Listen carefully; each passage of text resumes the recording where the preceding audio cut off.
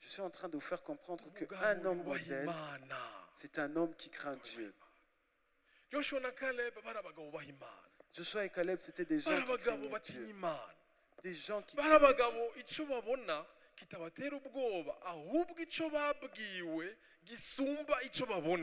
C'était des gens que ce qu'ils voyaient,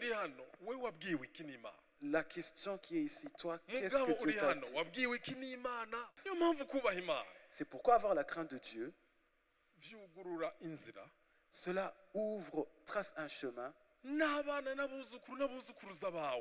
que même tes enfants et tes petits-enfants et tes arrière-petits-enfants, qui pourront arriver à un niveau où ils n'auraient pas pu arriver, mais ils vont arriver grâce à toi qui as eu la crainte de Dieu.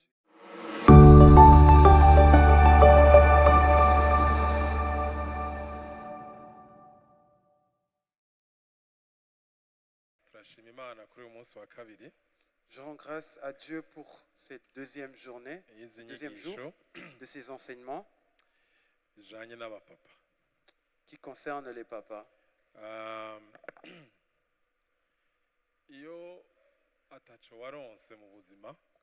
Lorsque tu n'as rien reçu dans la vie,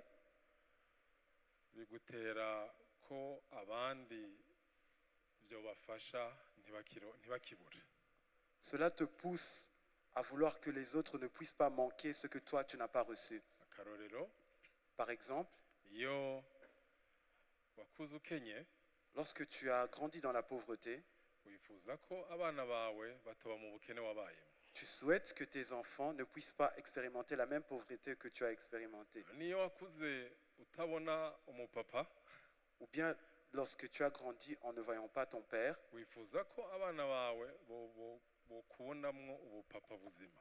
tu souhaites que tes enfants puissent voir en toi un père modèle. Donc ces enseignements, tout ce qui concerne les papas, je me suis rendu compte que plusieurs personnes, ils ont grandi sans la présence d'un père à leur côté. Nous étions dans une retraite à Calgary.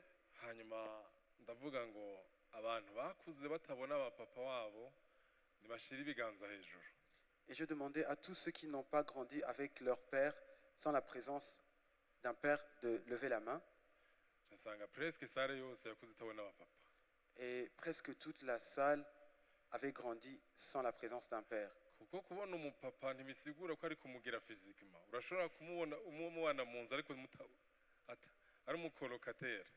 Parce qu'avoir réellement un père, ce n'est pas sa présence physique. Vous pouvez vivre ensemble, mais qu'il soit comme un colocataire.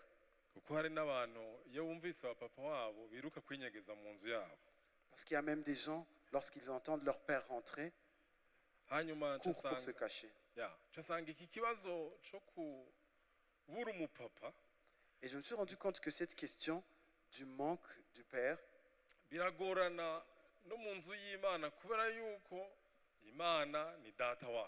cela devient même compliqué lorsque nous arrivons dans la maison de Dieu parce que Dieu est notre père.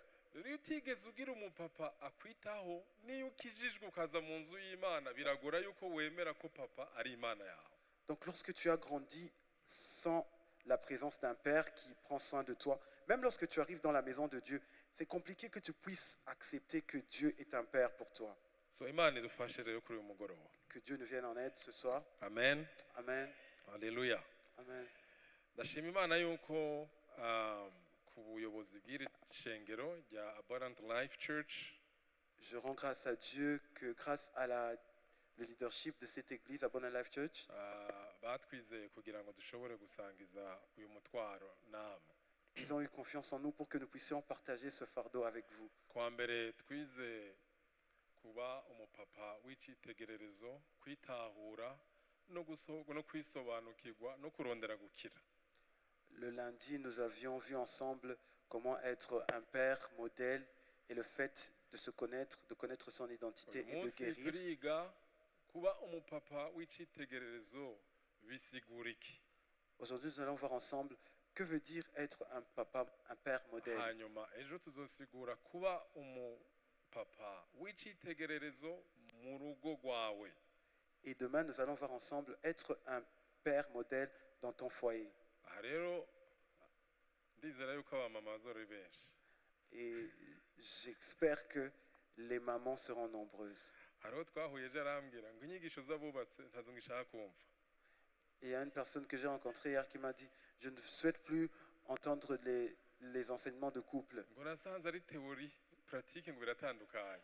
Je me suis juste rendu compte que c'était la théorie reka imana différente de la idufashe pratique. ibyo twumva aba ari byo dukora mu ngo zacu. Et amen. que Dieu nous vienne en aide. hama kuwa mungu tuzokwiga kuba umupapa w'icyitegererezo mu nzu y'imana. Et dimanche, nous allons voir ensemble être un père modèle dans la maison de Dieu. kuko iyo abagabo bahagurutse hariho ibihinduka mu nzu y'imana. Parce que lorsque les papas et les hommes se lèvent, il y a des choses qui changent. amen. Amen. je maze imyaka 20 nkijijwe. Ça fait 20 ans que je suis né de nouveau. hanyuma kera narakritika ibintu byo kukizwa nabikritika kandi nibaza ko ntari jenyine. Et dans le passé, je critiquais beaucoup les choses qui concernaient. kuko je navuye le hano salut. mu Burundi muri 2000 Parce que j'ai quitté le Burundi en 2000. kandi ico gihe abantu nabona bari bakizwa bari abantu nyene b'abapayisa. Et à cette époque-là, les Sorry. gens, nabona ari abantu ataho bigejeje mu buzima. que je voyais qui recevaient le salut, c'était des gens qui semblaient comme être des misérables, des gens qui n'avaient pas, qui étaient comme des paysans ou bien. hanyuma nkabona yuko abantu bakijijwe ku by'ukuri baja nyene gukizwa kubera bafite ingorane z'ubuzima. Et je pensais que les gens qui entrent dans le salut, ils y entrent parce qu'ils ont des problèmes de la vie. hamangira amahirwe mabi ahantu twaba mu ikambi y'impunzi kuko no mu bihugu byo hanze hari amakambi y'impunzi hari Mahama. hari abantu bazi yuko kuja mu mahanga ari paradiso ariko hari amakambi y'impunzi. Et j'ai eu la malchance dans le camp de réfugiés dans lequel j'étais. jamurirayo n'umukizwa. J'ai rencontré une personne sauvée. uyu mukizwa yakunda kuririmba yarazi gitari. Et cette personne, elle aimait chanter, elle avait une guitare. amarira ahantu twaba muri iyo kambi y'impunzi Et là où nous étions dans ce camp de réfugiés, twaba ahantu a 40 minutes yo kumarsha kugira ushikire bus nous vivions à 40 minutes de marche du ya bus. bus. hanyuma burya abantu bakijijwe hariho feva y'Imana itubako mu buryo buri muri navuze ngo bizarre uburyo nyene bwo gutabagwa n'ijuru. Et, hariho grâce ikubako imbako kuko dukijijwe. et normalement, il y a une grâce qui est sur chaque personne qui est sauvée de façon qu'on ne peut pas expliquer. n'uyu munsi waronse essence utazi uko byari bimeze. Par exemple, aujourd'hui, tu as eu kubera le sang grâce y'Imana. par la grâce de Dieu. uyu muhungu ko yari yakijijwe nawe hariho grâce iri kuri we. niwe muntu wa mbere yaronse ikinga murarizi. urazi kubona ikinga uri muri Europe ukagira ni miracle y'ijuru. miracle y'ijuru. ikinga vélo. Oui, et ce jeune homme avait aussi une grâce particulière parce que c'est lui la première personne qui a reçu un vélo à cette époque-là. maze twe tukamusaba turagusabye dusize ikinga kugira ngo tuje gufata bus. Et nous lui demandions de nous prêter son vélo pour que nous puissions aller prendre le bus. kavuga ndaribahaye murampa amafaranga. Et il disait, si je vous donne mon vélo, vous allez me donner de l'argent. hanyuma nyene kubera gutinya gutambuka 45 minutes tukayamuha. Et nous lui donnions cet argent. Chanza gusanga abantu bakijijwe bon à l'époque nkibaza kuki nokizwa n'uwo mbona kijijwe mbona bitacamo. Et je me demandais, pourquoi est-ce que... kuko je crois que umuntu akijijwe ntabaho kubera we ariko abaho kugira ngo abesheho abandi. Parce que j'ai la conviction qu'une personne sauvée ne vit pas pour elle-même, mais vit pour les autres. Ijambo ry'Imana tubwira ngo ni vyiza gutanga gusumba guhabwa. Parce que la parole de Dieu nous dit qu'il est plus bon de donner que de recevoir. uyu muhungu aradushira mu twese twari abahungu b'abandi b'abarundi twanywa inzoga du matin au soir. twese adushiramo ko ibintu byo gukizwa naco bimaze. Ce jeune homme nous a fait comprendre que les choses du salut ne servaient à rien. par miracle uyu mutipe kubera amafaranga yacu twamuhaye ku ruwavero arubaka inzu i Bujumbura. Par miracle, arubaka inzu i Bujumbura. il a construit une maison. Ibintu byo gukizwa turavyanka twese. Warisi yuko hari abantu banka ibintu byo gukizwa kubera yuko ingeso yawe n'ingeso yanje itagaragaza ubwami bw'ijuru. Savez-vous qu'il y a des gens qui haïssent les choses qui concernent le salut parce que notre comportement et notre caractère ne reflètent pas les choses de Dieu. Hama muri 2006 Et en 2006, ndakora mariage 2005. il s'est marié en 2005, 2006. 2006 madame atwara inda. 2006, son épouse a tombé enceinte Hama hawe ikibazo. et il y a eu un problème. Ukibaza uyu mwana nzomurera gute? Tu te demandes comment est-ce que je vais éduquer cet enfant? Ko quand même nibaza yuko umuntu muzima Parce que je pense quand même qu'une personne qui est censée, iyo ushikiwe na situation nshasha lorsque tu expérimentes une nouvelle uribaza situation, ibibazo. tu te poses des questions. Ikibazo rero nasanze hano mu Burundi baravuga ngo garanti ni 24 heures. Ntavyo twiyumvira turabijamwo uko biba nuko nyene. Ici au Burundi, je me suis rendu Cyo compte gituma ubona utwaye imodoka ukona umuntu akwinjiyemo akwibaza mana nimaze iminsi nibaza none uyu muntu yambonye canke ntiyambonye ukazibona cha Clarkson ari aggressive cyamona ko mu Burundi kugira uhabe ni kuba aggressive fu kuba aggressive urinjiramwo nabo akakwinjiramwo namwo hanyuma polisi kaciza kaca kubaza boss naco wonse anyways jasanga je me suis rendu compte, madame twahinda ndibaza none uyu mwana nzomurera gute. je me suis demandé comment est-ce que je vais éduquer cet enfant. Kubera yuko ukiyumvira nzomubwira yuko ndi papa wiwe cyangwa azompamagara papa. Parce que je disais que je suis son père, il m'appellera papa. Kubera ko je mu buzima bwanje ku vyukuri Parce que dans ma vie, non, en vérité, je sinigeze mbona papa kandi simfise isoni ryo kubivuga kubera ko nasanze si jenyine namwe muri hano hari abakuze batababona. je n'ai pas vu mon père et je n'ai pas honte de le dire. Ni bande hano bakuze batabona papa wabo? Tumanike Quels sont les gens ibiganza qui ont grandi sans la présence de leur père? tumanike nta soni birimo naje ndi kuri kamera namanitse nibona se ni presque nka bon ni bande bakuze bakubitwa na ba papa wabo abajene ba presque toute l'église bisigura ko ikibazo cy'umupapa muzima ni kibazo kidasanzwe. Ce qui veut dire que Kibazo kidasanzwe la question d'un père, d'un bon père, un père modèle, c'est une question ahantu qui est bazi ibibazo pertinente. nkavuga ninde gushika ubu ataramenya papa wiwe aha baruzuye. Même si je demandais quelle est cette personne qui même cyangwa à cette ugasanga heure ne connaît pas barakubwiye son père. papa wawe yitwa Manirakiza Mathias. Ou bien que tu te rends compte quand tu as dit ton père s'appelle Manirakiza Mathias. waje kugira mariage tante wakakubwira barakubeshe siwe papa wawe yitwa Mbonabuca Dismas. Et lorsque tu vas te marier, on va te dire ce n'est pas lui ton père c'est celui-ci. Il s'appelle comme ça.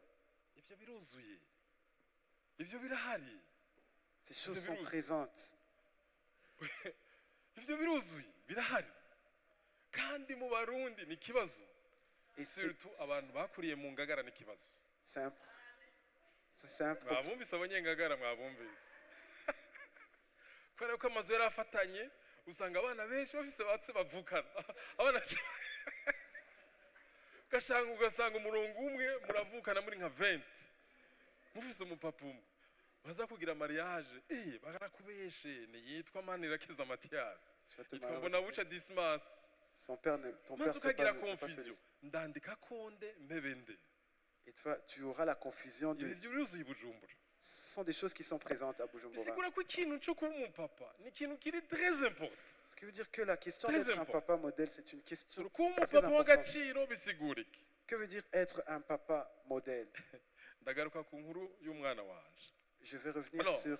turagiye gusoma. Nous allons lire. Baradufasha. Ils vont nous aider. Turasoma muri Nombre 14, versets 6 à 10, na Actes des Apôtres 10, versets 1 à 6. Nombre mu Kirundi ni gute? Guharura? Guharura. Yeah. Nombre 14, verset 6 à 10. guharura 14 mirongo gatandatu gushika mirongo icumi. hanyuma ibyakozwe n'intumwa. Yeah. nanjye niyumvira acte des apôtres. ibyakozwe n'intumwa 10 verset 1 à 6. Modufasha gusoma. none se abagabo muri eglise kubera iki batogura ekra? I don't know. Kame muri 2026 pasteur azoza aragira gutya, baciye batwenga kuvuga ati amen, ngo nta kibazo. Haleluya. Some guharura 14 guhera ku mirongo gatandatu. Yosuwa mwene Nuni na Kalebu mwene Yefune bari mu gitigiri c'abagiye gutata ico gihugu, bitantamurira kw'impuzu zabo, babarira ishengero ryose ry'Abisirayeli bati igihugu twanyuragiyemwo tugitata ni igihugu ciza c'agahebuzo. Uhoraho namba tumuhimbaye azotujana muri ico gihugu akiduhe, kandi n'igihugu gitemba amata n'ubuki. Mugabo nimugararize Uhoraho kandi mutinye bene ico gihugu tuzobajya bwa mutsima. Icabakingira sorry musurinye mugabo ntimugararize Uhoraho. Komeza. kandi ntimutinye bene ico gihugu tuzobajya bwa mutsima, icabakingira cabavuyeko, ariko tweho Uhoraho ari mu ruhande rwacu ntaco mubatinya. musurinye kandi ntaco mubatinya. Haleluya. Turagiye gusoma Actes des Apôtres chapitre 10 verset 1 à 6. Byakozwe n'intumwa igice ca 10 kuva ku murongo wa mbere gushaka ku murongo wa gatandatu.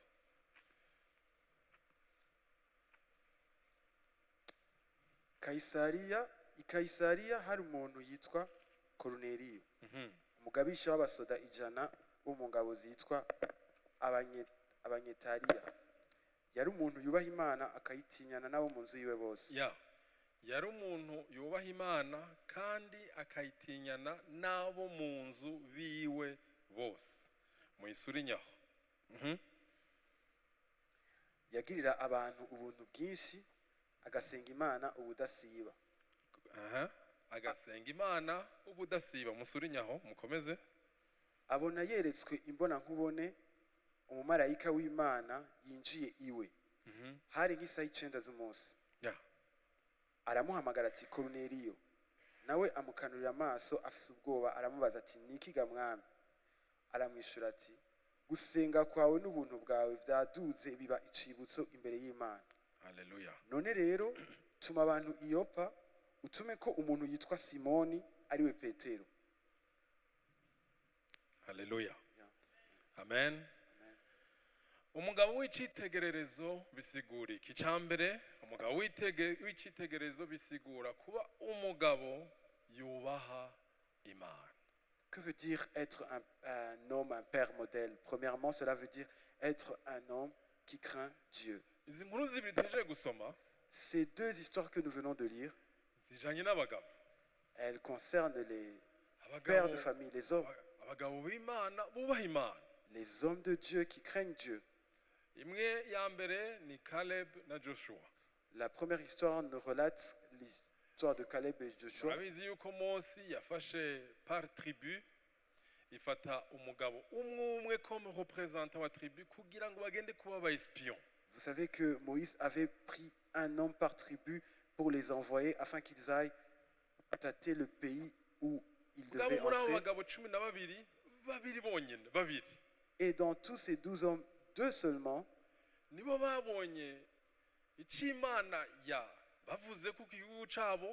c'est eux seulement qui ont su comprendre et voir ce que Dieu avait dit sur leur pays.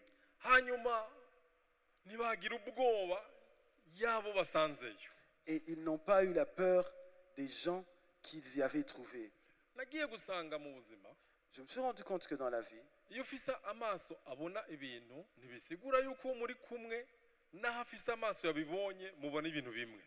lorsque tu as des yeux qui voient, cela ne veut pas dire que la personne avec laquelle tu es a les mêmes yeux ou est capable de voir les mêmes choses que tu vois. Par exemple, Bujumbura nta gitoro gihari twese turabizi À Bujumbura, nous savons tous qu'il n'y a pas de carburant. kandi Bujumbura haba abantu benshi Et ici à Bujumbura, il y a plusieurs personnes. ariko ntibisigura yuko abantu bose bafise ingorane y'igitoro Mais cela ne veut pas dire que toutes les personnes ont un problème de carburant. kuko hari abafise amaso yo kwironderaho kiri Parce qu'il y a des gens qui ont des yeux pour chercher le carburant là où il se trouve. hari abaciye batwenga none ntiyambutayaje Bujumbura N'y a-t-il pas dans un none si embouteillage? imiduga yabintu iki ntiyimwe igitoro so rero naho habura igitoro hari abafise amaso yo kwimeyeho kiri uko bakironka ntumbaze Même s'il y a des gens qui n'ont pas de carburant, il y en a d'autres qui ont un gusa ivyo ndiko regard. ndavuga nuko hari embouteillage Bujumbura Tout ce que je veux dire, c'est qu'il y a l'embouteillage. kandi bisigura ko hariho abantu baguma bidoga nta gitoro gihari Alors même que lorsqu'il y a des gens qui se plaignent qu'il n'y a pas de abo carburant. bidoga basa na babandi 10 Donc ces gens qui se plaignent, ils baguma ressemblent bavuga aux 10 hari personnes. abanake hari ibigatanya navyo tuzoshobora Il y a des des nukuri Amalécites. bazoturaba bace batujya bace batujya Ils vont nous faire de nous qu'une bouchée. ariko Joshua na Caleb Mais Joshua et Caleb, abagabo bubaha Imana des gens qui craignent Dieu, baravuga ngo ils ont dit, uhoraho Imana yacu l'Éternel notre Dieu, aracyarakomeye il est encore puissant. aba banaka arashobora kubakuraho kandi azobakuraho kandi tuzoshika Ces fils d'Anak, il peut les détruire et il va les détruire et nous allons arriver à destination. kuba umugabo yubaha Imana ari kuvuga ngo Être un homme qui craint Dieu veut dire, naho ibintu bimeze nabi même si les choses semblent compliquées, haracyari Imana mu ijuru il y a un Dieu au ciel. naho ata amafaranga afise Même si je n'aurai pas d'argent, ndazi yuko ejo nzojya je sais que demain, je vais manger. uko ndabigenza ntumbaze Je ne sais pas comment cela va se passer. ejo nahuye n'umupapa Hier, j'ai rencontré un kuko papa. moi j'aime poser les questions ndakunda Kwa kubaza Ziwazo, ibibazo hein. mura n'umupapa ubona ko vraiment ntibimeze neza Donc j'ai rencontré un papa et j'ai pu voir qu'il était dans une situation difficile. ndamubaza urafise abana barantaye bon urazi hano i Bujumbura Tu as des enfants m'ont iyo ubajije abandonné. ikibazo umuntu aca aguha historique yose C'est à Bujumbura, lorsque tu poses une question à quelqu'un, il te donne toute son histoire. twe mu ishuri baratwigishije ngo iyo ubajije ikibazo bisigura ko urafise inyishu Dans les études, on nous a dit que lorsque tu niyo poses une question, ça veut mpamvu dire bantu tu as ba une hano réponse. ntubaze ikibazo udafise inyishu Donc les gens d'ici ne demandez ubajije pas une ikibazo question. umuntu mutoza inyishu S'ils demandent une question à quelqu'un, hama Elle uyu lui a trouvé mupapa la solution. ndamubaza umaze iminsi ngaho utajya je demandais, ça fait combien de temps que tu n'as pas mangé? arambwira dimanche sinafunguye Je dis, moi je n'ai pas mangé. kandi ku vy'ukuri warabona ko hasa n'inzara Et kuko umuntu asa véritablement, n'inzara ntiyambara blanc ntiyambara rouge niyo yambaye blanc usanga abaye mauve quelqu'un qui a la faim, même lorsqu'il porte des couleurs, les couleurs n'apparaissent pas comme elles sont. arambwira dimanche sinafunguye Il m'a dit, dimanche je n'ai pas pu manger. lundi naho nagiye ku ibutike lundi soir ku ibutike Lundi, je suis allé chercher quelque chose la nuit, le soir. ndabwira umuntu wo ku ibutike mu mukate nge ejo nzoza kukuriha Et je dis à la personne qui travaille dans la boutique, donne-moi un pain que je puisse manger, demain je vais venir te payer. ndamubaza none waramurishe Et je lui ai demandé, est-ce que tu as pu le payer? arambwira sindamuriha mugo ndize ko ndayaronka Il m'a dit, je n'ai pas encore payé, mais je sais, j'ai la foi que je vais avoir de quoi le payer. numva uko kwizera kwiye k'umukate J'ai ukwizera ko kugurana umukate wo kurya atavyusubiza j'ai pu voir la foi, numva sa foi, nahakenya ariko n'umugabo et je me suis rendu compte que même s'il était dans le manque, c'était quand même un homme. ntiyizera arasenga muga iyo hageze ubukene abantu bose barizera Lorsque on est dans le manque, la plupart des gens ont tendance à avoir la foi. numva aranyigishije kuba umugabo pe Cette personne m'a appris à urazi être un kuba homme. udafise ibyo kurya muga ukabirya iby'abandi utazi icyo uzobiriha C'est-tu ne pas avoir de quoi manger ndiko ndavuga ngo et mufate manger la amadeni nourriture d'autrui. ndiko ndavuga oya Je ne vous demande pas d'aller vous endetter. ndiko ndavuga ngo umugabo w'icyitegererezo Je suis en train de vous faire comprendre qu'un umugabo homme yubaha modèle, Imana c'est un homme qui craint Dieu. Joshua na Caleb bari abagabo bubaha Imana Joshua et Caleb, c'était des gens bari qui abagabo craignaient batinya Dieu. Imana Des gens qui bari craignaient Dieu. abagabo icyo babona kitabatera ubwoba ahubwo icyo babwiwe gisumba icyo babona. C'était des gens que ce qu'ils Ikibazo rero voyaient, kiri hano, we wabwiwe iki n'Imana? la question qui est ici, toi, qu'est-ce Mugabo que uri Dieu t'a hano, dit? wabwiwe iki n'Imana? Homme qui est ici, qu'est-ce que Dieu t'a Kuko ingorane dufise communiqué? muri ibi bihe, Parce que le problème que nous avons dans cette... ni ukuri abantu benshi turi abanyedini. Abantu benshi Beaucoup de personnes ne sommes religieux. ntitugifata umwanya wo kwicara ngo twumve Imana icyo itubwira. Nous ne prenons plus le temps de nous asseoir. Ntitukimenya yuko Imana ivuga. Nous ne savons plus que Ntitukizi Dieu... yuko Imana igikora Pas. imirimo. Nous ne comprenons plus que Dieu... Especiellement hano muri iki fait des gihugu miracles. cacu aho ibintu bidasa nuko bisa neza. Et très spécialement dans cette Mugabo nation nagomba où les ndababwira. gens, où les choses semblent Nagomba compliquées. kubabwira. Parce que j'aimerais vous dire, Situation ihari ntizokwamaho. la situation qui est, elle ne demeurera pas Joshua toujours. na Caleb barabonye abanaki. Joshua et Caleb, c'est vrai, Barabonye ils ibigabo voyaient, les fils d'Anak. by'ibigatanya. Ils voyaient des géants. Barabonye yuko ibintu bitoroshe. Ils ont vu réellement que les choses Barabonye étaient yuko compliquées. situation iri impossible. Ils voyaient réellement que la situation était impossible. Kandi bari minimum. Et ils étaient minoritaires. Iyo wizera Imana icyo yakubwiye uri minoritaire. Lorsque tu as la foi de ce que Dieu t'a dit, tu es Iyo uri minoritaire. umugabo wubaha Imana kenshi uri minoritaire mu rugo rwanyu. Lorsque tu as la crainte de Dieu véritablement, tu te rends compte que tu es minoritaire dans ton foyer. Abagabo bubaha Imana. C'était des gens qui avaient la crainte de Dieu. Ibaze kuva mu gihugu c'isezerano. Imaginez-vous quitter Kuva mu gihugu ca Egypte. l'Égypte Muri abantu murenga hafi ibihumbi amajana ane. alors que vous étiez plus de 400 000 personnes Destination ikabamwo abantu babiri. et que la destination, Abandi bose kubera kuvanga, abandi bose kutubaha Imana, massacre, bavyita gute, génocide, babiri, abagabo babiri. seulement Bashitse mu kw'isezerano. deux personnes des 400 000 personnes sont Mugabo uri hano, entrées dans le pays ndakwifuriza des promesses. kuba Joshua na Caleb. Je souhaite que tu Situation sois comme Joshua et Caleb. urimwo La situation dans laquelle tu es, ntizokwamuku. Non, non, elle non, ne non. demeurera pas comme ça Hazogera éternellement. igihe ibintu bihinduka. Il y aura un moment où les Niyo choses vont mpamvu changer. il faut gucunga akanwa y'ivyo uvuga. C'est pourquoi fais très attention à ce que tu prononces, à ce que tu Kuko déclares par umugabo ta bouche. kimwe mu Imana yahaye abagabo ni ikintu ca autorité. Parce qu'une des choses que Dieu a données aux hommes, c'est l'autorité. Ntukavume umwana wawe. Ne maudis pas ton enfant. Ntukavume umwana wawe. Ne maudis pas ton propre enfant, propre progéniture. Muri 93 En 1993, je nari ahantu habaye intambara. j'étais dans un endroit où il y avait eu la guerre. Maze twari kumwe n'umuhungu Nous étions avec un autre jeune homme. kubera ishavu nawe arihora. À cause de la colère, cet homme s'est vengé. Yihoye papa wiwe En se vengeant, son père, yari ahari yaramubona. il a vu ce que ce garçon avait fait. Aramubwira ngo mwana wanje Il a dit, mon ndakuvumye fils, je te uzopfa maudis. wangara uzopfa uri umusazi. Tu mourras en errant, tu mourras en 93 perdant la tête. En 93, uyo mutipe ubu ni umupapa akuze afise nka 55 je pense, c'est un grand homme, il a 55 ans. aba mu Bwongereza, Il vit en Angleterre. ni umusazi C'est un fou. apfuye yangara. Toutes ces années, il les a passées en errant. Arongora umugore umwaka umwe, Il se marie une année l'année prochaine bikaba byapfuye. et l'année prochaine, le Kubera mariage. ko ijambo papa we yasohoye il y a 33 ans À cause d'une parole que son père a prononcée, yacamukurikirana. qui le poursuit jusqu'à C'est maintenant. pour cela mugabo uri hano, imbere yo kuvuga ijambo ku mwana wawe iyumvire. C'est pourquoi, toi, père qui est ici, avant de prononcer une parole sur ton enfant, Entre parenthèses, pense-y deux fois. umugabo yubaha Imana.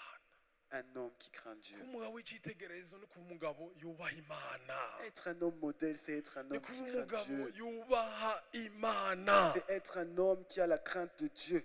Corneille Corneille yari umugabo umuetranje, umuhome, umusoda. Corneille était un étranger, un Romain. Corneille bavuga ko abanditsi ba Bibiliya niwe muntu wa mbere atari umuyahudi yakira ubutumwa bwiza. Les écrivains de Corneille. la Bible spécifient que Corneille, c'était le premier étranger à avoir reçu le salut. Yari umugabo yubaha Imana. C'était un homme qui avait la yari crainte de umugabo Dieu. yubaha n'abo mu nzu ye bakubaha imana. C'était un homme qui craignait Dieu, lui et ejo toute sa nababwiye maison. ko amastatisitike Lundi, je vous ai dit que les statistiques, avuga ko iyo umugabo yubaha imana neza, elles démontrent que lorsque un homme a véritablement la crainte de Dieu, 83% abo mu nzu ye barakurikira. 83, 83%. il y a 83% de chances que ceux de sa maison le suivent. niyo mpamvu kubaha imana C'est pourquoi avoir la crainte de Dieu, vyugurura inzira cela ouvre, trace un chemin n'abana n'abuzukuru n'abuzukuruza bawe que même tes enfants et tes petits-enfants et tes bizobashikana aho arrière-petits-enfants batari bakwiye gushika mugo bazohashikanwa nuko wowe so wubaha imana. et qui pourront arriver à un niveau où ils n'auraient pas pu arriver, mais ils vont arriver grâce à toi qui as eu la crainte de Dieu. Corneille yarubaha imana, Corneille avait la crainte de Dieu. yarakunda gusenga, Il aimait prier maze akerekwa kubera yubaha imana, et il avait des visions parce qu'il maze craignait Dieu. akerekwa yuko imana imurungikira abamarayika kubera yubaha imana. Et il avait des visions que Dieu lui envoie des umugabo anges yubaha parce qu'il avait la imana crainte de Dieu. arerekwa, Un homme qui craint Dieu a des akamenya visions aho ariko arajana umuryango wiwe, et il sait là où il akamenya aho va. umwana wiwe azokwiga n'ico azovamwo. Et il sait véritablement là où son enfant va poursuivre ses umugabo études. yubaha imana Un homme qui craint Dieu amenya yuko urugo rwiwe amenya amakuru yago n'abo mu nzu yiwe batarayamenya. il a la révélation, les informations de son foyer avant même que ceux qui sont dans son foyer ne le savent. aravyuka agasenga agafukama, Un homme qui craint Dieu se réveille, s'agenouille abana et naho prie. baderanja bakamenya ko papa ariko arasenga ni munume. Même lorsque les enfants dérangent, ils umugabo savent yubaha que imana leur père est en train de prier.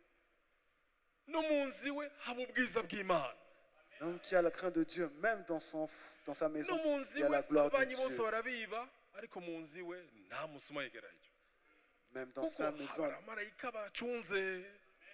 il y a des anges qui gardent son foyer, sa maison. umugabo yubaha imana Un homme qui a la crainte de Dieu avyuka aca inzira agafukama kugira ngo abo asize mu gitanda abacira inzira, maze aho bagiye kuja mu gatondo mu mirimo yabo bumve baguwe neza. il se lève le matin et il prie le Seigneur pour tracer un chemin aux membres de sa famille qui Peut-être dorment mwe hano encore. ntavyo muzi hano, ntavyo Peut-être que vous ne le muzi. savez pas ici.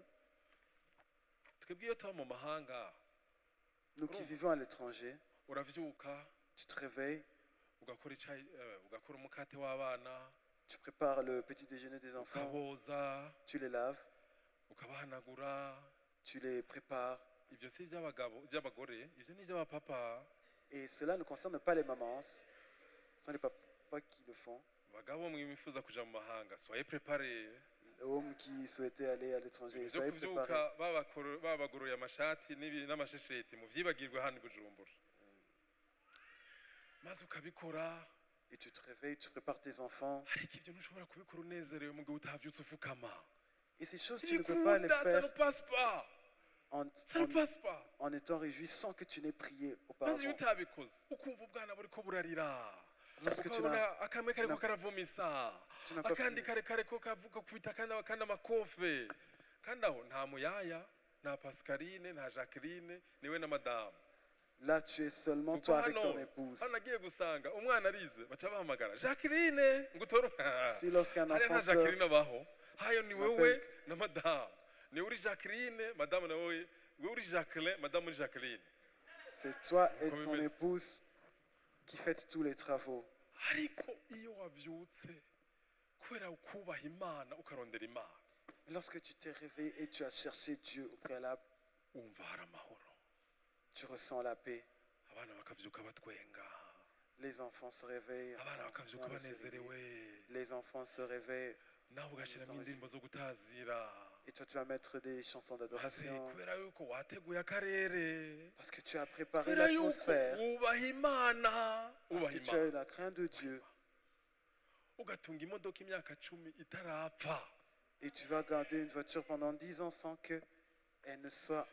ugatunga imodoka imyaka 20 itaragira accident, Tu vas garder une voiture pendant 20 ans sans qu'elle n'ait fait d'accident. ukaronka promotion utawasavye, Tu vas avoir une promotion sans que tu ne l'aies demandé. kubera yuko Parce que iyo wubahisha Imana nayo irakubahisha. lorsque tu as la crainte de Dieu, lui aussi, Kubaha il Imana t'honore. irakubahisha. iyo wubaha imana nayo irakubahisha. Lorsque tu as la crainte de Dieu, lui aussi il bagabo t'honore. muri hano Homme qui est ici, ushaka kuba icyitegererezo ubaha imana, si tu veux être un modèle et la crainte de Dieu, ureke hipokirizi. abandonner l'hypocrisie. ku by'ukuri kubaha imana nta kubifenta bikwiye kubamo. Il ne doit pas y avoir des semblants, des faux semblants. kubaha des imana feintes. bisigura ngo Avoir la crainte de naramenye Dieu, ukuri kw'ijambo ry'imana. veut dire, je connais la vérité de la parole. kubaha imana bisigura ngo Avoir la crainte de Dieu, naratahukiwe ko kubera ko ndi umugabo ndi umutwe w'urugo rwanje j'ai compris que parce que je suis un ntegerezwa homme kuba umuzamu w'urugo rwanje. et que je suis la tête du foyer, je dois être le sentinelle de mon foyer. kuko imana irandindira ubuzima bwanje ikandindira n'ubw'abanje. Parce que Dieu va garder, préserver ma vie et la vie haleluya. des miens. biracamo. cya kabiri, La deuxième chose, umugabo w'icyitegererezo bisigura iki? bisigura ngo être un homme kuba modèle veut dire umugabo atavangira imana. kuvanga sinzi ukuntu nashatse kuba umugabo. voilà, uyu munsi wakijijwe nko kwera habuze igitoro wacu bivamo. bose uri kuvuga example y'ibitoro kuko niyo langaje twumva hano. kuba umugabo atavangira imana, être un homme qui kino ne mélange pas. kino mélange pas. turagiye gusoma Daniel 1, Daniel chapitre 1 verset 3 à 15. Disons dans muri Daniyeli, Daniel 1 umurongo wa mbere verset 3 à 15. kuva ku cya gatatu gushika kuri 15. Nasoma.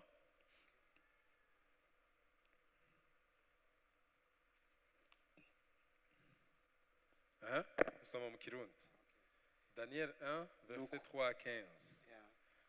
nuko umwami abarira Ashipenazi umukuru w'inkone ziwe kuzana bamwe bo mu Bisirayeli bo mu nda y'ingoma n'abo mu bapfasoni b'imisore batagira agasembwa ariko b'indanga bari uburyo mu by'ubwenge bwose b'abahanga mu byo kumenya b'insorongozi mu by'ubwenge kandi babereye gukora ibwami kugira ngo abigishe inyandiko y'abakarudaya n'ururimi rwabo. nuko umwami agera ingaburo bahabwa iminsi yose ivuye ku by'umwami afungura no ku giturire yuhira kandi ko bagaburirwa imyaka 3 ngo niyashira babone gukorera umwami. nuko muri bo mu muryango wa Yuda hari Daniyeli na Hananiya na Mishayeli na Azariya. nuko uwo mukuru w'inkone abita yandi mazina, Daniyeli amwita Beruteshaza, Hananiya amwita Shaduraka, Mishayeli amwita Meshaki, Azariya amwita Abedunego. maze Daniyeli agira imigabo mu mutima ko atazokwihumanisha ibyo kurya by'umwami cyangwa igiturire yuhira. nicyo cyatumye yinginga uwo mukuru w'inkone kugira ngo ntiyihumanye. nuko Imana ituma Daniyeli akundwa n'umukuru w'inkone amutera imbabazi. maze uwo mukuru w'inkone abwira Daniyeli ati, ndatinya umwami Segaba yabagerereye ingaburo z'ibyo murya n'ibyo munywa. vyomera bite abonye mwonze mu maso mudasa n'abandi basore b'urungano rwanyu? muzoba muncishije umutwe ku mwami. nuko Daniyeli acenga umubwiriza uwo wa mukuru w'inkone yashizeho kuraba ibya Daniyeli na Hananiya na Mishayeli na Azariya ati, ndakwinginze utugerageze twebwe abasavyi bawe iminsi 10 baduhe indya z'insoromano aba arizo turya n'amazi yo kunywa, uheze uze witegerereze mu maso hacu no mu maso h'abasore bajya ku byo kurya by'umwami, maze uko uzobona bimeze aba ari kuzotugenza twebwe abasavyi bawe. nuko abemerera iryo jambo abagerageza iminsi 10. Amen. iyi nkuru twese turayizi. Nous connaissons tous cette iyi nkuru histoire. y'abasore bane banse kwiyanduza, banse kuvanga. C'est l'histoire de ces 4 jeunes hommes qui ont refusé de se nanje nkabaza ikibazo, mélanger. kubera iki banse kuvanga? kubera iki banse kujya ku ngaburo y'umwami? Je me suis posé une question. kubera iki banse kurya kuri steak? Pourquoi est-ce qu'ils ont refusé de manger de la table du roi, de ce qui provenait de la table du roi? Pourquoi? byari bihumanye. Parce que les aliments de la table du roi étaient impurs. maze daniyeli ngo aringinga umuwentanda aramubwira ngo ndagusavye utureke ibintu tubirye À Daniel, mugabo supplie en uduhe attendant. gusa iminsi 10 tunywa amazi n'imboga hamwe dushire hamwe n'abivanze. Donne-nous seulement 10 jours que nous consommons seulement de l'eau et des légumes et compare-nous aux gens qui mangent des aliments de la table du roi. hanyuma uzoturabe. Et tu vas comparer, vérifier, voir. Ritubwira ngo usomye munsi bari tellement très beau. La Bible nous Urukuba dit rwabo rwari tellement lisse. que leur aspect était vraiment très brillant, Bari resplendissant. bafise 6 packs. 6 packs murazizi? Bon, Vous 6 avez packs vu. c'est nabo batipe baja muri gym bakafise 1 2 3. 1 2 3. Mugabo ababosi bujumbura bafise 1 and 6 packs. Bose bameze gutya. Des abdominaux. Nizere ko bazobikupa kuri YouTube batamfunga. Ba Daniel bari abatipe bafise 6 packs. C'était des gens qui étaient très Ah, en très forme beau. physiquement, très beaux, Kandi ntibafunguye ku mfungurwa nziza. alors qu'ils n'avaient pas mangé des aliments qui provenaient de la table du roi. Je nemera yuko iyo wuzuye ubwiza bw'Imana buraguhagije. Moi, j'ai la foi que lorsque tu es rempli de la gloire de Dieu, elle te suffit. Daniyeli n'abagenzi biwe baranka kwivanga. Daniel et ses compagnons, ils ont refusé de se mélanger. Ivyaha tugendana navyo. Le Ariko péché, turafise ububasha bwo kuvuga ngo turanse. nous avons la capacité de dire non au péché. Mugabo uri hano. Homme qui est ici, Ushaka gutera imbere ntiwivange. si tu veux progresser dans la vie, ne te mélange pas. Ushaka yuko uruvyaro rwawe ruzogira impact ntiwivange. Tu veux que ta descendance ait l'impact sur terre, ne te mélange pas. Kuko hari abantu ku vy'ukuri bazi ko ugukora kw'Imana kwarabaye expire. Parce qu'il y a des gens qui, Noneho hakaba désespérance iri tellement haute gusumba la foi en Dieu. parce qu'il y a des gens qui ne croient plus que Dieu agit encore. Les gens sont beaucoup plus désespérés, beaucoup plus qu'avoir la foi en la toute-puissance de Dieu.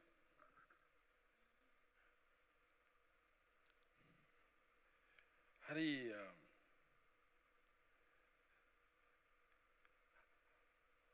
aha mu Burundi nabajije ikibazo kuwa mbere gute huzuye ama église ariko ibibazo bikaba byinshi. Si j'ai demandé une question, comment est-ce qu'il y a beaucoup d'églises mais qu'il y a beaucoup de problèmes, malgré qu'il y ait plusieurs églises dans le pays? Gutabera b'Imana batadegaje umuco w'Imana. Comment se fait-il que les saints de Dieu ne dégagent pas véritablement la lumière de Dieu? Ubwo nshaka gusanga abagabo bari mu nzu y'Imana nico kibazo. Je me suis rendu compte Ariko saba hano que les hommes qui sont dans la saba maison muri de iyi Dieu, église ce ne sont pas, sinabi Bujumbura nabo muri Madagascar. Ikibazo. c'est un problème. Kubera yuko abazungu batuzaniye ubutumwa Parce que les Blancs nous ont apporté l'évangile. umuntu akijijwe mu intellectuel Par exemple, lorsque un intellectuel est sauvé, akora muri banki il travaille dans la banque, pasiteri yamubwiye ngo yavugishijwe dimanche bamukuri pasteur lui a bamukuri annoncé dimanche, soit dans la no vérité, kubera yuko vyaciye aha bigasohokera aha kuko ntibyinjiye indani parce que cela est entré dans une oreille et ressorti dans une autre. lendi ukaja kumusaba service Lundi, tu vas lui demander un service. akakubwira urabona bino bigo biragoye vraiment signature directeur si hari Demande- je nagiye gukompanyi irangaje y'u Burundi ntevye Moi, j'ai compris le langage. je je nzi demandais yuko ko après, directeur attends. nyine atari hari Je pensais que lorsque le directeur n'est pas là, nzi ko C'est pas directeur vrai. yaduze yabuze mama wiwe je pensais que le directeur n'est pas kumbe là sinamenya véritablement. yuko directeur ahaba sero umufuko Je ne savais pas que la présence du directeur était umufuko selon. uje amafaranga abonetse directeur acava muri antenne pasiteri yavuze yabizi yashu Le pasteur a enseigné de marcher dans la vérité.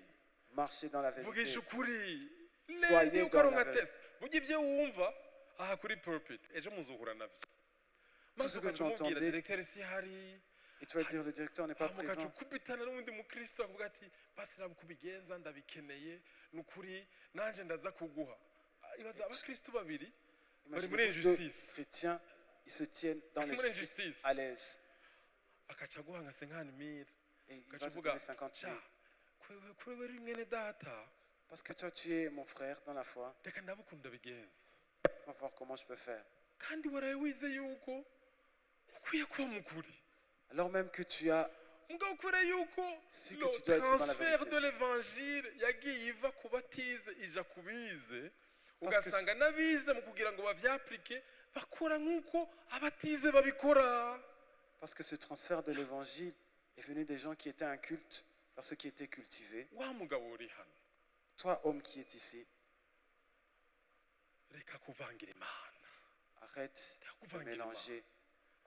imana iracashoboye Dieu est encore puissant. imana iracakora imirimo Dieu agit encore. imana iracahindura amateka Dieu est encore capable imana de changer l'histoire. iracitaye ubwoko bwayo Il prend encore soin de ariko son peuple. yifuza abatayivangira Mais il souhaite des gens qui sont yifuza totalement abavuga droits ngo avec lui. nitwivanga Souhaite voir des gens qui refusent de se compromettre. ndafitiye ububasha bwo kujya kuri iyi meza ariko ndavyanse Je peux manger sur cette table, mais je ndafise le ububasha bwo refuse. kurya igiturire ariko ndavyanse. Je peux obtenir la corruption, mais je le refuse. namene nizike uko n'ikibazo ikibazo rero evanjile twumvise yavuye ku bantu batize L'évangile que nous avons reçu nico est venu gituma des personnes renouvellement qui de étaient l'intelligence c'est compliqué. C'est pourquoi c'est compliqué d'avoir le nico gituma renouvellement de gutinya l'intelligence. icyaha bakakubwira gutinya icyaha ugaca ugikora C'est pourquoi on te dit d'avoir la crainte du péché, ariko mais que bakubwira tu ngo le commets. 1 plus 1 égale 2 bikaja hano So bakubwira tuti, ngo 1 plus 1 gukora égale 2. icyaha imana iravyanga ugaca ugikora ugakora kontra ivyo wumvise Parce que tu dis, ukibaza uyu muntu yize gute ibintu vy'umwuka atavyumva kandi birojike. tu vas penser, cette personne qui a Ikibazo poursuivi des rero études, origine comment iyo est-ce- vyavuye le problème c'est abakozi l'origine de l'évangile. niyo mpamvu umukozi uyu munsi akijijwe C'est pourquoi aujourd'hui, ukamuha 10 000 ngo agiye gusoma yose arayaheze qui ukamubwira est none sauvé, we kukijijwe waguze ibitunguru gute vya 5 000 toi, alors akakubwira même que ibintu tu es sauvé, byarazimvye nejo ukasura ukamuha yandi akagura ibindi bitunguru vya 5 000 lorsque Ukamubaza, tu none l'envoies faire le marché, gute uguma ugura ibitunguru vya 5 000 namenye ko wabibonye ko yivye kuko urafise iyo intelligence. Natwe agakiza kubera kavuye kuri bo kubera nimba babisigiye kenshi twiyumvira nkabo donc nous mu aussi, buryo bw'umwuka de manière sindiko ndavuga mu spirituelle, buryo bw'ubwenge bwa ekonomi na siyanse na ntumbaze ndiko ndavuga mu buryo bw'umwuka. parce que le salut est venu des gens qui étaient incultes, none cela gute- nous est compliqué de le mettre en gute application. nous umugabo aussi. w'imana Comment gute se dit qu'un homme de Dieu arimariye n'umugore we n'abana batatu qui est marié avec son épouse et ses 3 enfants akaba azi ko gusambana ari icyaha et qui sait que mugabo akabikora gute l'adultère est un péché et qu'il le fait. gute umuntu akora no contraire y'ibyo azi yuko ari kosa Comment est-ce que quelqu'un fait le contraire de ce qu'il sait que kubera kuvanga. c'est une faute? Niyo mpamvu umugabo uri hano C'est pourquoi toi, homme qui est ici, irinde kuvangira imana garde-toi de mélanger. gupfa Dieu. utunze wuzuye ibyaha wopfuma upfa uri umugabo ukenye ariko atacaha imana igucinca. Au lieu de mourir en étant prospère financièrement mais étant rempli de péché, il vaut mieux que tu Ukanga meurs dans ibyaha le n'ibisa ventre en ayant la navyo. crainte de Dieu. ukavuga ngo Refuse le péché gupfa et ce qui est ndi imbwa semblable. bavyita gute nopfa ndi umugabo siko bavuga canke nuko bavuga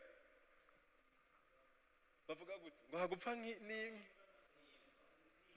ya ukemera ugapfa mugo ugapfa uri dinyi Accepte de mourir, mais de mourir dignement. kubera injiri nziza Cause de la cause de l'évangile. ukamera nka petero hako mu mpamba umutwe wanje uraba hejuru mu mpambe uraba muzi hako muri vyaha Et que tu sois comme hako Pierre. nivanga fata umutwe wanje muce shaka unkure muri ako kazi hako nivanga. Au lieu de me mélanger, j'accepte même que tu puisses me retirer de cet emploi. ariko kubera yuko tutigishijwe gutanga ikiguzi Mais parce que nous n'avons pas eu kubera Non, hari on nous a pas inyigisho appris z'ubuyobe zaje za grace fait de donner z'amafaranga le ni sacrifice. ikibazo ibintu Parce qu'il y a les by'agakiza enseignements. byarataye isura abantu benshi twarabivarangatiranye hari n'abantu benshi bari confused. Il y a beaucoup de gens qui sont dans la confusion. Bakakubaza, none gukizwa ni iki? Non, Kandi aho aririmba muri korale. que veut dire être sauvé? Umugabo w'Imana w'icyitegererezo Être un homme de aharanira Dieu qui craint Dieu. kutivanga.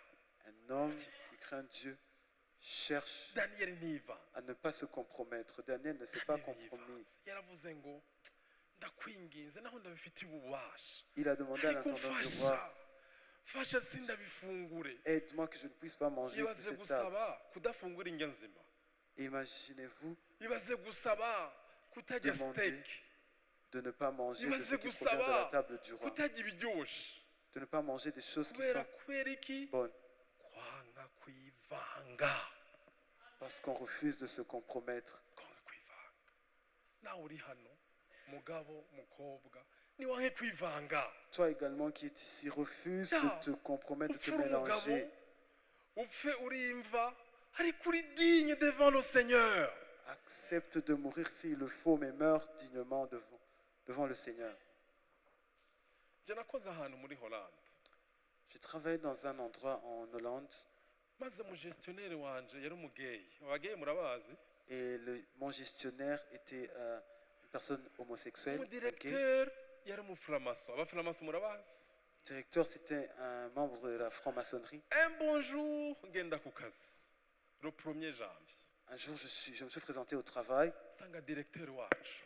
et je suis rendu. Directeur J'ai trouvé mon directeur, notre directeur. yafashe ibintu vya liquide. Il avait pris des choses liquides Ariko aragenda ashyira ku meza. et Ku il mabiro, allait ku mabiro. en versant chaque sur les bureau. bureaux, Avuga ibintu. en faisant des incantations. Ndamubaza ivyo uriko urakora ni biki? Et je me demandais, qu'est-ce que tu es en train de faire? Arambwira aha ndiko ndereka umwaka amabiro n'abakozi. Je suis en train de Ndavuga ko présenter ibintu l'année, ico gihe je les sinabwamenye bureaux ibintu et les vy'umwuka. travailleurs. Hari À muri cette époque-là, 2008. je ne connaissais pas beaucoup les choses spirituelles. Ndamaza none ubikorera iki?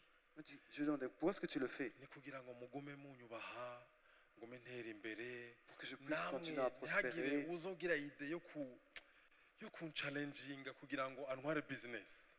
Et que vous aussi, vous restiez sous mon autorité, vous me restiez soumis. Mwari muzi yuko handi Bujumbura aho mukora hariho namwe babikorera uko nyene.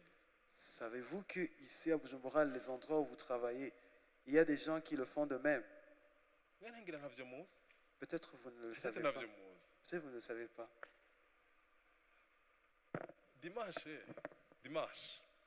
Dimanche Passé, nagiye gutembera ahantu mu Rutana bita ku mashite y'ikarera. je suis allé me promener aux chutes. Umugide aratubwira ngo hariya muri kwe munsi ya kiriya kibuye Un guide nous a dit, hari abanyabujumbura benshi batunze bahora baza babita gute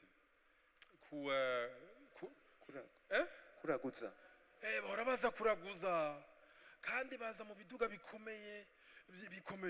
Ndamubaza none umenya gute ko ari abanyabujumbura? Nawe arambwira none hari abandi batunze atari abanyabujumbura. Namwe rero bajya bapaturo banyu hari igihe mwebwe murara mu Rutana mwibere muri Bujumbura. Donc vous aussi, vos patrons, parfois, ils dorment à Rutana, vous dormez à Rutana alors que vous êtes à Bujumbura. Isi y'umwuka irakora. Le monde spirituel, Niyo mpamvu kutavangira Imana bituma bikugura amaso kugira ngo umenye isi y'umwuka. c'est pourquoi le fait de ne pas mélanger Dieu, cela t'aide à avoir les yeux ouverts, afin que tu connaisses les choses spirituelles. Ce directeur arashyira ibintu ku meza est aravuga en train amajambo. de mettre des choses, des versets de liquide sur les tables. Framasoneri ni biki? Je me demandais, qu'est-ce qu'est la franc-maçonnerie? Arambwira framasoneri turi abantu bashaka gutorera inyishu y'ibibazo biri ku isi. Nous sommes des personnes qui cherchent à trouver des solutions aux problèmes qui sont sur terre. Ati we nawe uri iki? Il m'a dit, Ndamubwira qui ndi es-tu? umukristo. Uri Tu es umukristo? chrétien. Uri umukristo? Ndamubwira ndi chrétien? umukristo. Uremera Yesu? Ndamwemera. Tu as la foi en Jésus? Mbona isura irahindutse. Et j'ai vu son visage changer. Nahora nkora muri informatique. Je travaillais en informatique Baca banshira kuri reception. et on m'a mis à la réception. Hanyuma banywa kuri reception. Et ils m'ont fait quitter la réception baca banshirako imashini ya kafe no gusohora pubere. et ils m'ont assigné de laver la machine à café. Hari abantu benshi De tuba mu ramasser les mapozisiyo tutari dukwiye kubamo kubera kutamenya, Il y a beaucoup de kubera gens kugwana kw'imyuka. qui sont dans les positions que nous ne devions Maze pas ndabwira être à madamu, cause de jewe l'ignorance. ndarushe bamfata nabi, Je dis à madame, bamfata je nabi suis ku fatigué. kazi, raba nsigaye nkora pubere, nsigaye nkora kafe, ni Non, ukuri je fais du ndarushe, café, je prends les ndarushe. poubelles, je suis fatigué. nawe akambwira vayo vayo, Eh, me mugabo uri disait, hano quitte cet ntuzubwire amaganya yawe mu mudamu wawe kuko azobwira ngo uveyo, azobwira ngo uveyo kandi ejo ntuzomenya ico uzogaburira abantu, uveyo uzi iyo ugiye. Quitte alors que tu kuko connais mu kintu l'endroit où tu nabonye vas. abadamu bagira Parce qu'une baranga des yuko abagabo choses que j'ai basuzugurwa. Les dames n'aiment pas que leurs hommes soient maze nanjye ntangura sous-estimés. kugira recherche abaframaso n'abaki, Et j'ai commencé à faire des recherches. Qu'est-ce que les nanjye francs-maçons? ntangura kubaza uwo mupatro, none Demandez à mon kubera patron. iki mwankuye kuba umu informaticien mukashira est-ce que koza vous ivyombo? Vous m'avez fait dégrader de position. Arambwira Il m'a dit, kubera nta kazi kagihari ka informatique, parce qu'il n'y a plus de travail d'informatique. ntangura kwiga ivya BCC, ntangura kumenya ivy'umwuka, Je commençais à suivre nanje les formations de ntangura PCC. gutwara amavuta asengeye ku kazi, Je commençais à prendre maze de amavuta l'huile ahura d'onction. n'ayandi, Et l'onction asiga rentrait dans nanje mon- siga.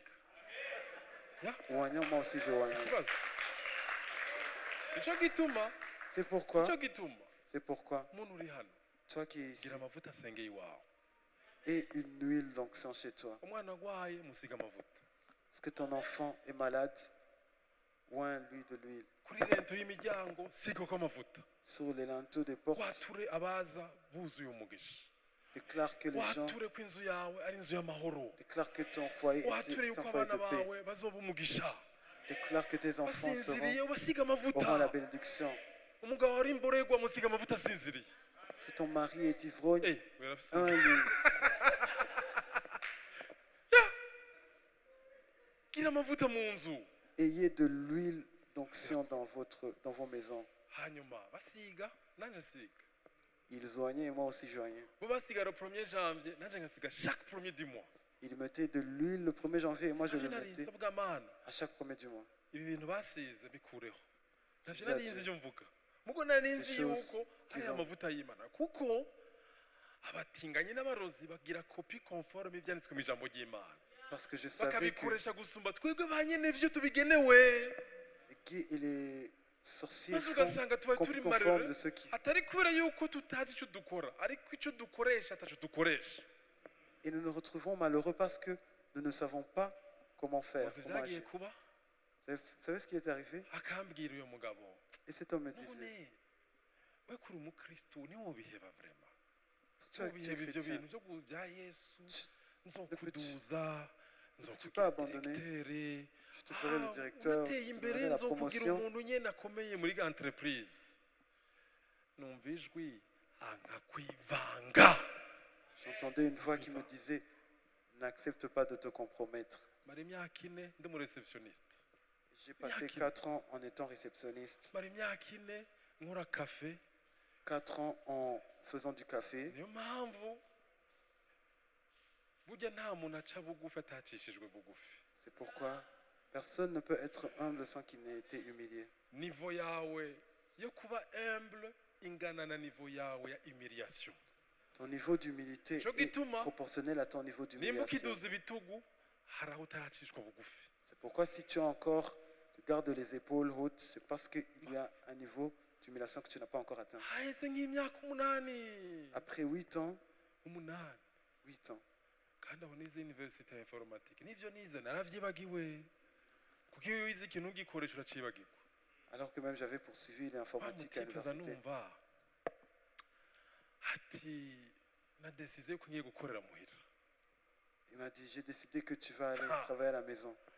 ubwo naje nataye kumenya ivy'umwuka, ntangura gushima, mana shimwa ko mwirukanye, shimwa ko mwirukanye, J'ai shimwa ko commencé wirukanye patro, à rendre grâce à Dieu kubera kwanga kwivanga. Wa mugabo umugore we aragwara, parce que refuser de se compromettre, umwana we aragwara, sinabasengera ngo bagwara, Cet homme umwana we aragwara a commencé à avoir des problèmes, son haza ubundi épouse est tombée malade. mudiregiteri arambwira Et il y a un autre directeur qui est venu. kubera uri umwizigigwa Il m'a dit, parce que tu es fidèle, turagusubije mu kibanza cyawe cya informatique. nous te remettons dans ta place d'informatique. murakoma amashyi ngo ntimwari muzi imyaka 8 yo koza ivyombo, Vous êtes en train d'acclamer, vous ne savez pas, 8 ans de mwari muyizi no gusohora puberi. maze abantu De bakaba laver ari la Burundi bakagira ya umuhungu wacu ari buraya ntimumenye ivyo akora. Hari abenshi bariko baroza ivyombo. Et les gens du Burundi pensaient que nous avons un si proche bose à si bose l'étranger. ndi kuri YouTube si bose ariko barahari, harahoza ivyombo. Il y a ceux qui ariko lavent akazi les n'akazi. assiettes, mais le I travail, c'est believe le yuko travail. jewe akazi akariko kose kama amafaranga je suis prêt kugakora. Moi, j'ai la conviction que tout travail qui rémunère, je suis prêt à Amen. Ya nta kazi le kabi faire. kabaho. Il n'y a pas de Akazi kabi ko kabaho son nako métier. kwicara. Niyo mpamvu umugabo ari hano akwiye kuba umugabo akora. C'est pourquoi chaque homme Alléluia. doit être un homme qui Nimba uja mu travaille. kuba umusiti security, do it. Si tu as la capacité, l'opportunité d'être un gardien, vas-y le faire. Hari abagabo baza muri hariya muri Canada bavuye gukora hano mu mabanki. Hano mu mabanki bambaye amakositimu. Il y a des gens qui viennent au Sorry Canada Desire, si wewe. Hanyuma alors qu'ils viennent des banques. abo bagabo bashika hariya bakibaza yuko Et ces hommes arrivés bazokoma à bambaye l'étranger, kositimu. ils pensent qu'ils Bazokoma bambaye continueront ishati igoroye na kositimu. à porter Ugasanga ivyo basomye sivyo, costume, cravate. bashize kuri realite c'est le contraire. Arriver sur le terrain, Kwambara ils se rendent compte amaboti que n'amagana n'amasarubeti. la réalité est contraire. Ils doivent Rero benshi porter des bagira bottes, culture des gants, shock. des Haleluya. salpettes. Mugabo uri hano Homme qui est anga ici kwivanga. refuse de te compromettre. Kwivanga. Kubera ko anga kwivanga muri iyo entreprise, uzi vyagiye kuba C'est ce qui est arrivé, hageze yuko twimukira muri Canada. arrivé au moment où nous devions déménager au Canada. Directeur arambwira komite ya direction Le directeur m'a dit, le comité de direction yadesize yuko tugiye kuguha n'akazi hariya. a décidé que nous allons te donner un travail au Canada. Uzokomeza uhembwa ngiyo ordinateur uzokoresha. Tu vas continuer à Ndavuga percevoir un Imana yo salaire. mw'ijuru yo kwizerwa. le Dieu. Hari Imana yo mw'ijuru yo kwizerwa. Il y a un Dieu au ciel. Nico gituma ibibazo uri kuracamwo ubu ntubigire histoire, ntubigire igitabo. C'est pourquoi les problèmes que tu Bigire traverses aujourd'hui, paragraphe. n'en fais pas Kuko hari une indi histoire. paragraphe igiye kwandikwa. Fais-en un paragraphe parce qu'il y en a un autre qui va Amen. être Cya gatatu tuja ku Troisième musozi. chose. En Kuba allant umugabo vers la clôture. w'icyitegererezo bisigura Être kuba un homme, umugabo afise iyo ariko arava akagira n'iyo ariko araja. c'est être un homme qui a un endroit d'où il vient et d'où il va. Ya ntusome kuko ni birebire kuko umwanya uraturega.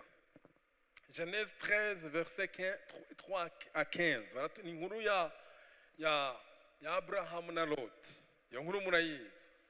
Bari batunze bafise ubutunzi bwinshi abagabo babiri.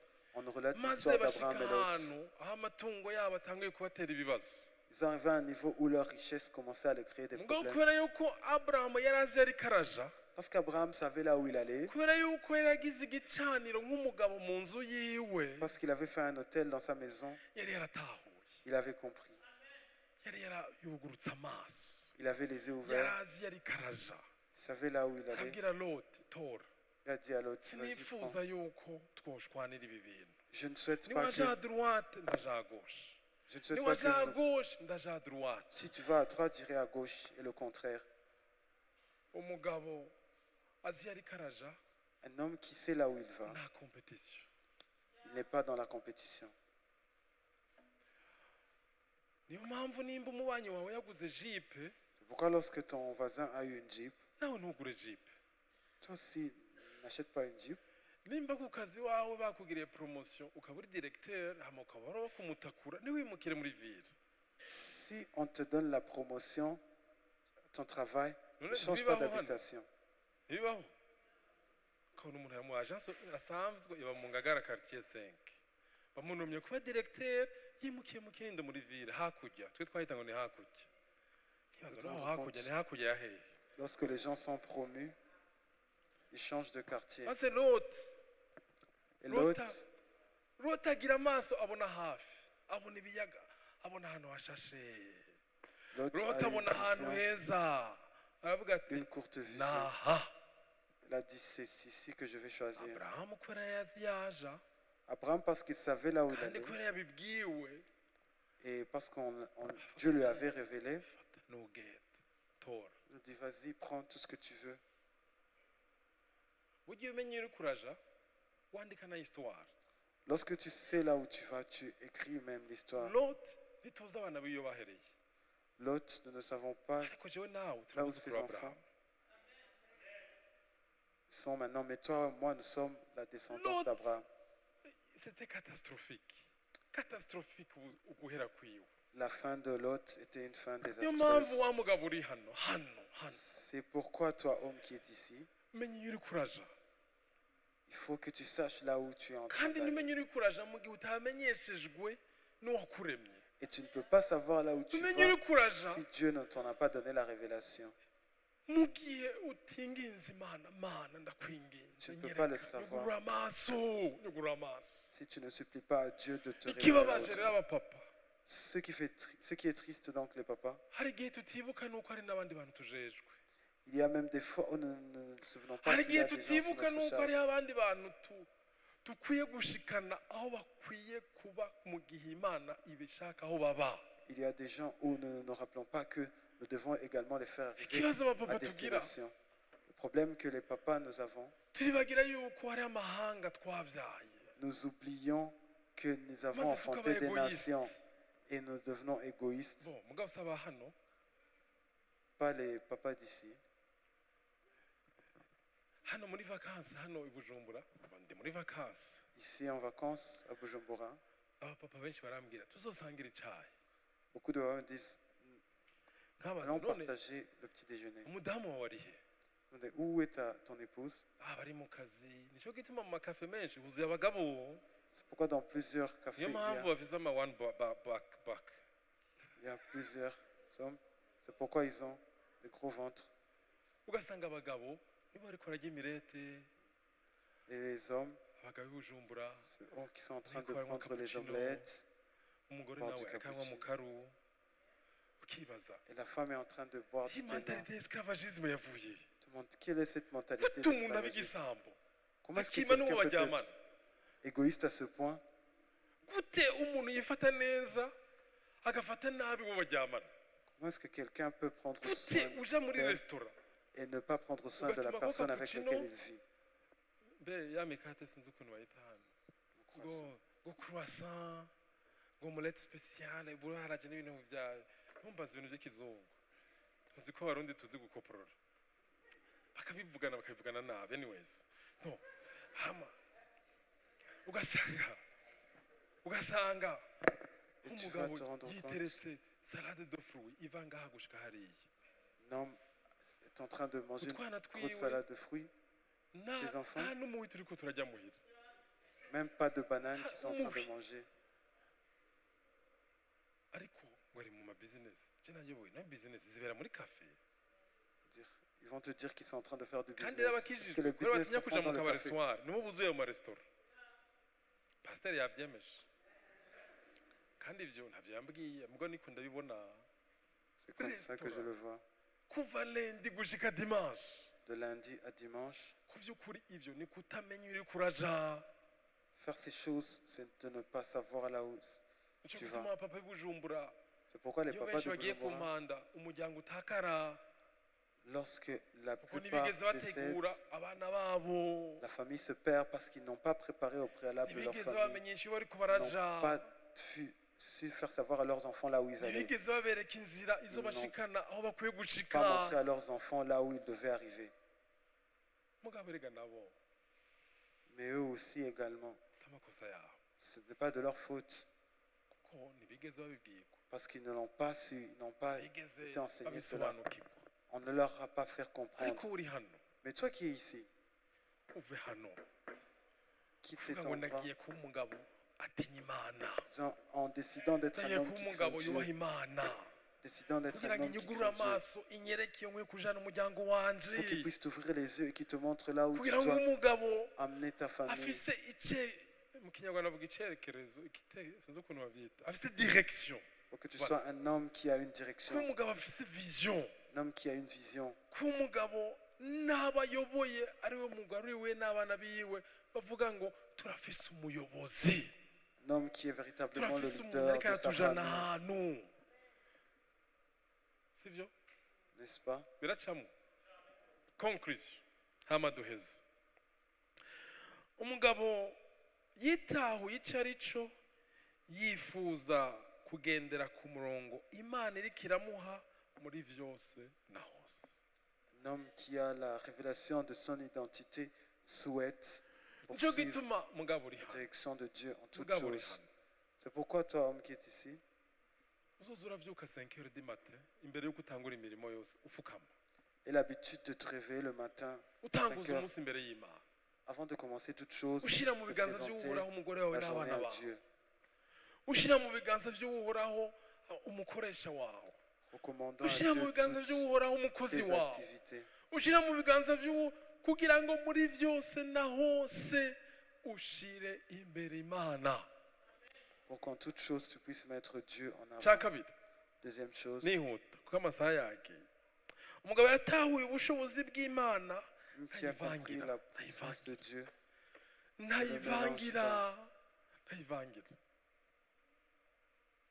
Ibi rero ni ikibazo, nimwe nababwira. Kubera yuko twaronse ubutumwa butari au complet, hari ibintu tudakomprene. parce que nous n'avons Hari pas ibintu reçu tudakomprene. l'évangile au complet, il y a des choses que Kuvangira nous ne Imana comprenons pas. ntituravyumva. Kutayivangira, sorry. Nous ne comprenons pas le fait d'être droit avec Dieu. Umugabo yatahuye ubushobozi bw'Imana kuko le Dieu il est puissant, L'homme le qui a Dieu compris il la est puissance, glorieux, le Dieu il donne la bénédiction. Haracyari Imana itanga aratanga umugisha. umugisha. Umugabo yatahuye ubushobozi bw'Imana ntivanga, aheba vyose kugira ngo aheshe icubahiro Imana. Il accepte de renoncer à tout pour glorifier Dieu. Un homme qui a la connaissance de qui il est. Icubahiro Imana. Imana izaba yubaha. Dieu connaît ceux qui le craignent. Kuko hari igihe twibwira ngo ukuvangavanga kwacu k'ubuzima bwacu nayo ukagira ngo Imana turayicengacenga ntitubona, iratubona. Il y a des fois où nous pensons que les choses que nous Ubwoko faisons, Dieu bw'Abanyisirayeli ne les connaît pas. bwamaze Mais imyaka Dieu, mirongo il le connaît. ine mu butayu, Le peuple ahantu bari kugenda d'Israël imyaka ine. passé 40 ans dans le désert. Ibyawe n'ivyanje ari igihe biteba kubera yuko tutubaha Imana. Il y a des choses qui nous concernent qui sont Niyo retardées mpamvu parce que nous Imana n'avons pas la crainte de Dieu. iratuzi, C'est pourquoi Dieu nous Imana connaît, iradutahukirwa, il nous comprend kandi Imana iratwitayeho. et il prend soin de nous. Bagabo ba Abundant Life, Vous, hommes de Abundant Life, abantu bamenye ko muri abagabo b'icitegererezo kubera ko mubaha Imana. que les gens sachent de vous que vous êtes des modèles parce que vous avez la crainte de Dieu. Abanyabujumbura babamenye ko muri abagabo bativanga. Que les gens sachent de vous que vous êtes des hommes Abanyabujumbura qui bamenye ne ko se mélangent pas. abagabo muri itorero muri abagabo bafise direction, bafise vision y'imiryango yabo. Que les gens sachent que vous êtes des gens qui ont une direction là où vous allez. Imana bamugisha, murakoze. Que Dieu vous bénisse.